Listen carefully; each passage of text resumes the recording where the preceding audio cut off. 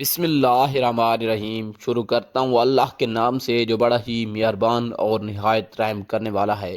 آئیے دوستو، ایک کاہل شیر کی کہانی آپ کو سناتا ہوں۔ کسی جنگل میں ایک شیرنی رہتی تھی جس کے دو بچے تھے۔ وہ اپنے دونوں بچوں سے بہت پیار کرتی تھی۔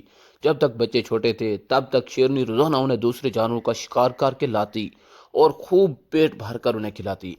پر جب بچے تھوڑے بڑے ہوئے تو اس نے انہیں بھی شکار پر لے جانا چاہا تاکہ انہیں بھی شکار کرنا آئے۔ بڑا بچہ فوراً تیار ہو گیا، لیکن چھوٹا کہنے لگا میری آج طبیعت ٹھیک نہیں ہے، کچھ دنوں بعد چلوں گا، آج نہیں کل وغیرہ جیسے بہانے بنانے لگا۔ بڑا بچہ ماں کے ساتھ شکار پر جانے لگا۔ کچھ دن اور بیت گئے پر چھوٹا بچہ اب بھی شکار پر جانے کے لیے راضی نہ ہوا۔ دراصل وہ بہت ہی کاہل تھا۔ وہ سوچتا تھا کہ جب بیٹھے بٹھائے کھانے کو مل جاتا ہے تو میں محنت کیوں کروں۔ شیرنی اس کو بہت سمجھاتی کہ وہ شیر کا بچہ ہے، اسے اپنی خوراک حاصل کرنے کے لیے جدوجہد کرنا ہوگی ورنہ سستی اس کی عادت بن جائے گی۔ چھوٹا بچہ اپنی ماں کی نصیحت کو ایک کان سے سن کر دوسرے کان سے نکال دیتا تھا۔ وقت تیزی سے گزرتا گیا اور دیکھتے ہی دیکھتے شیرنی کے دونوں بچے بڑے ہو گئے۔ بڑا بچہ بہت پھرتیلا اور چست تھا، اس کے برعکس چھوٹا بچہ سست اور نکما ہی رہا۔ وہ اپنی ماں اور بڑے بھائی کے ٹکڑوں پر پلتا رہا۔ ایک دن جنگل میں ایک شکاری آیا اور اس نے شیرنی کو اپنی گولی کا نشانہ بنا دیا۔ بڑے بچے نے اس شکاری سے بدلہ لینے کی ٹھانی، مگر شکاری جنگل میں غائب ہو چکا تھا۔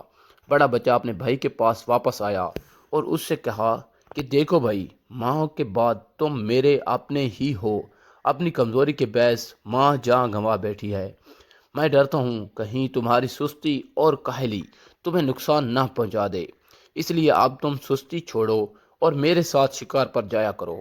یہ سن کر شیر غصے سے بھڑک اٹھا اور دھاڑ کر بولا تم مجھ سے حسد کرتے ہو؟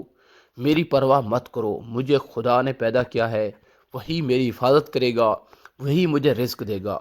اس پر شیر بولا بے شک خدا رازق ہے، اس نے سب کو پیدا کیا اور وہی سب کو رزق بھی دیتا ہے، پر ساتھ ہی وہ یہ بھی کہتا ہے کہ تم محنت کرو، اس کا پھل بھی تمہیں دوں گا۔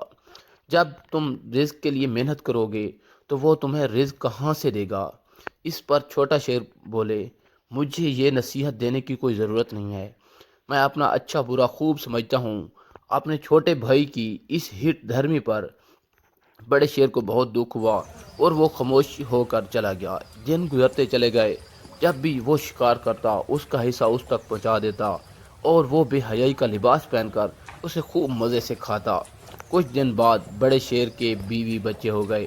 اب اسے اپنے بچوں کو بھی کھانا کھلانا پڑتا تھا اور اپنے بھائی کو بھی پالنا پڑتا تھا۔ چنانچہ کبھی کبھی اس کے ننھے ننھے بچے بھوکے رہ جاتے۔ بچوں کو بھوک سے تڑپتا دیکھ کر رفتہ رفتہ بڑے شیر نے اپنے چھوٹے بھائی کی بری عادتوں سے تنگ آ کر اس کو اس کے حال پر چھوڑ دیا۔ اب چھوٹا شیر بھوکا رہنے لگا، وہ کھا کھا کر سست ہو گیا تھا، شکار کی اس میں ہمت نہ تھی۔ چھوٹے موٹے خرگوش، گیدڑ اور لومڑی جیسے جانور گزرتے وہ انہیں ہڑپ کر جاتا، پھر بھی اس کا پیٹ نہیں بھرتا تھا۔ ایسا ایسا وہ کمزور ہوتا گیا۔ ایک دن بھوکا چوہا اس شیر کے پاس سے گزرا، اس نے شیر کو مردہ سمجھا اور اس کے کان کتر کتر کر کھانے لگا۔ پیٹ بھر کر چوہا خوشی سے اپنے ساتھیوں کے پاس گیا اور انہیں خوشخبری سنائی۔ وہ سب بھی نعرے لگاتے ہوئے اس پر چڑھ گئے اور من چاہے حصے سے گوشت نوچ نوچ کر کھانے لگے۔ اس طرح یہ کمزور اور چھوٹی سی جنگل کی مخلوق جنگل کے بادشاہ کو عبرتناک انجام تک لے گئے۔ سچ ہے کاہل کا حشر ہمیشہ ہی برا ہوتا ہے۔ تو دوستو، یہ تھی ایک کاہل شیر کی کہانی۔